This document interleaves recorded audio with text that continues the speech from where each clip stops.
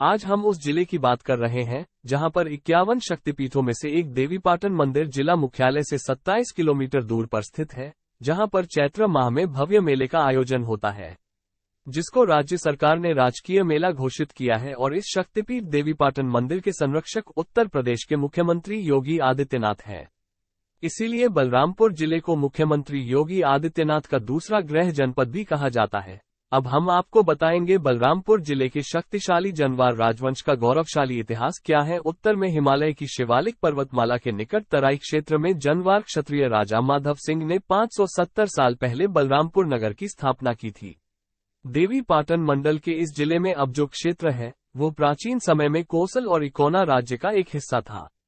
मध्यकालीन युग में ये क्षेत्र मुगल शासन के दौरान अवध सूबाह की बहराइच सरकार व फरवरी 1856 में ब्रिटिश सरकार के आदेश से अवध शासक के नियंत्रण में आ गया। बाद में अंग्रेज सरकार द्वारा जब गोंडा को बहराइच से अलग किया गया तो बलरामपुर को गोंडा जनपद में शामिल किया गया। स्थापना के 547 वर्ष बाद 25 मई 1997 को बलरामपुर को गोंडा से अलग करके जिले का दर्जा प्रदान किया गया। यहाँ जनता के लिए स्कूल, अस्पताल, सिंचाई, बिजली, रेल, चीनी मिल आदि का इंतजाम करने के साथ यहाँ बड़ा व्यापारिक ढांचा खड़ा करने में राजघराने का पूरा योगदान था। वहीं जानकार बताते हैं कि संवत 1325 विक्रमी अर्थात 1268 ईशून्य में गुजरात के जनवाड़ा क्षेत्र से आए राजपूत बरियार शाह द्वारा इकोना में राज्य स्थापित किया गया। वे इकोना, प्राचीन नाम खानपुर महादेव, में दुर्ग बनाकर राज प्रबंध करने लगे। उन्होंने 1269 से 1305 ई तक राज किया। उसके पश्चात उनके पुत्र राजा अचल देव ने 1305 से 1321 ई तक, उनके पुत्र राजा धीर शाह सन 1321 तक, उनके पुत्र राजा राम शाह ने सन 1363 से 1388 ई तक, इनके पुत्र राजा विष्णु शाह ने सन 1388 से 1404 ई तक, उनके पुत्र राजा गंगा सिंह ने सन 1404 से 1439 ई शून्य तक ने गद्दी संभाली। उनकी मृत्यु के बाद राजा माधव सिंह वर्ष 1439 में गद्दी पर बैठे। इनके समय में इकोना राज की पूर्वी सीमा पर स्थित रामगढ़ गौरी परगने के तत्कालीन भूस्वामी खेमू चौधरी द्वारा इकोना राज में विगत कई वर्षों से चौधर कर अदा न करने के कारण राजा माधव सिंह ने खेमू चौधरी पर चढ़ाई कर दी। खेमू चौधरी से हुए संघर्ष में राजा माधव सिंह के द्वितीय पुत्र बलराम शाह अल्पायु में ही मारे गए थे। राजा माधव सिंह ने उसे पराजित करके अधीन कर लिया।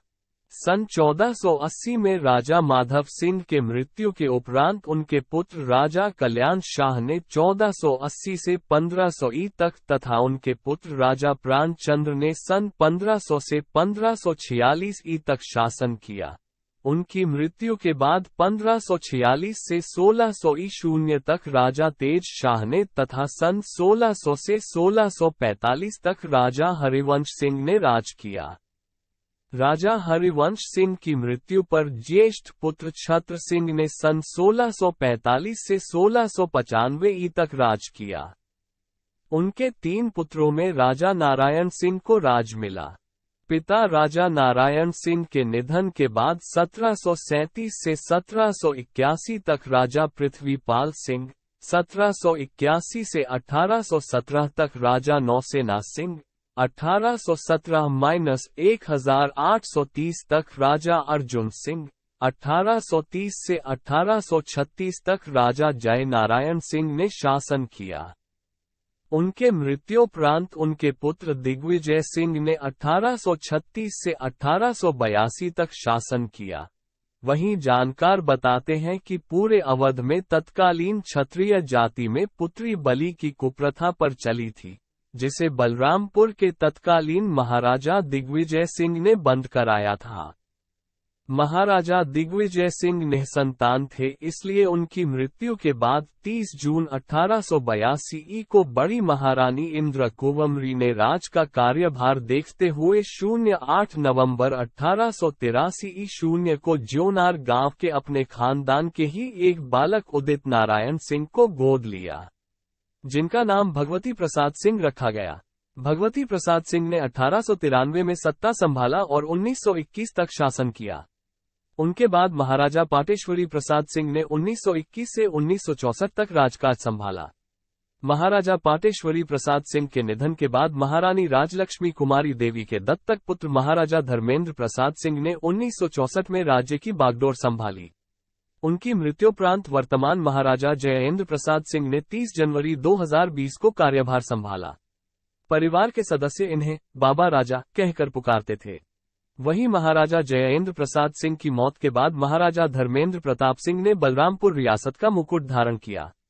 60 वर्ष की उम्र में बलरामपुर के महाराजा धर्मेंद्र प्रताप सिंह की दिल का दौरा पड़ने के कारण लखनऊ में निधन हो गया, जिसके बाद उनके अंतिम दर्शन में कई बड़ी राजनीतिक हस्तियां शामिल हुई।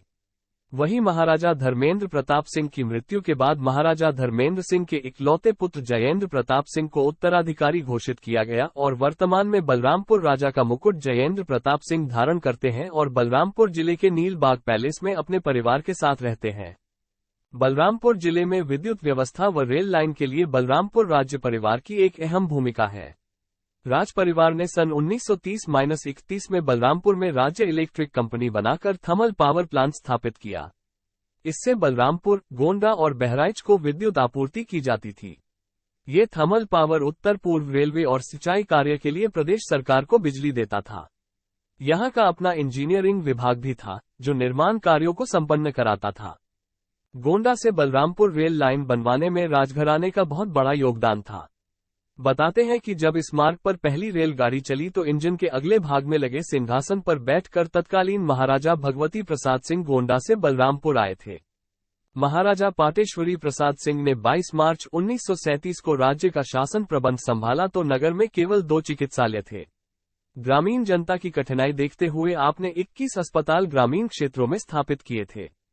ये अस्पताल आज तक रियासत की बिल्डिंग में कार्यरत हैं।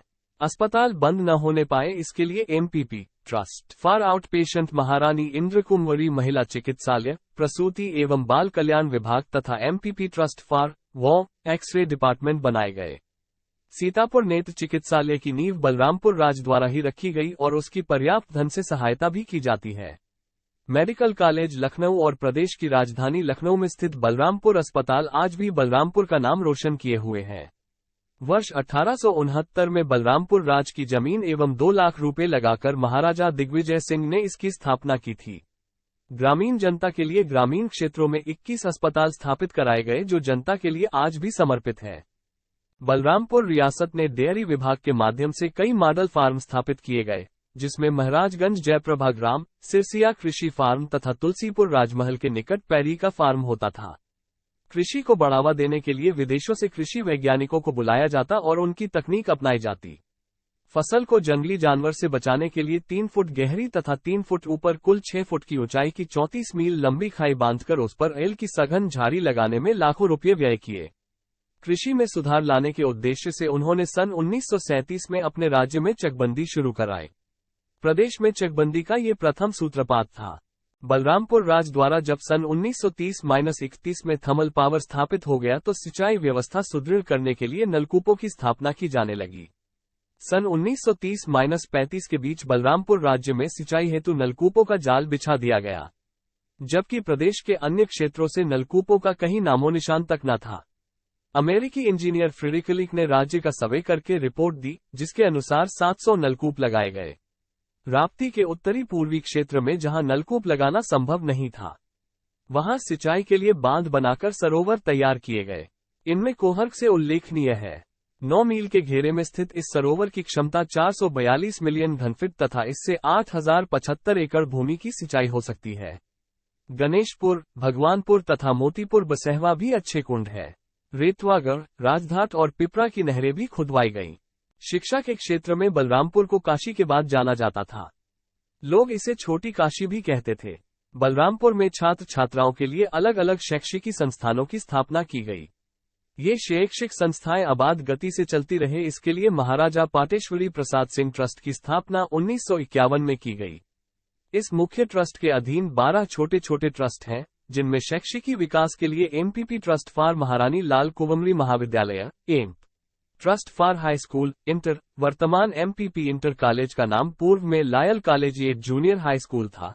MPP trust for girls junior school, MPP trust for Devendra Balika Vidyalaya, एमपीपी ट्रस्ट फॉर डीएवी कॉलेज एवं बलरामपुर ओएच तुलसीपुर की संस्कृत पाठशालाएं आज भी कार्यरत है।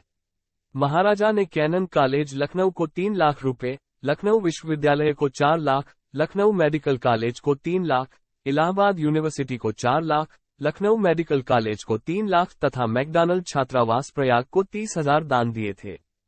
करोड़ों की संपत्ति सिटी पैलेस को बलरामपुर डिग्री कॉलेज को दान स्वरूप देकर राज परिवार की शैक्षिकी विकास हेतु यह एक अनुपम भेंट है।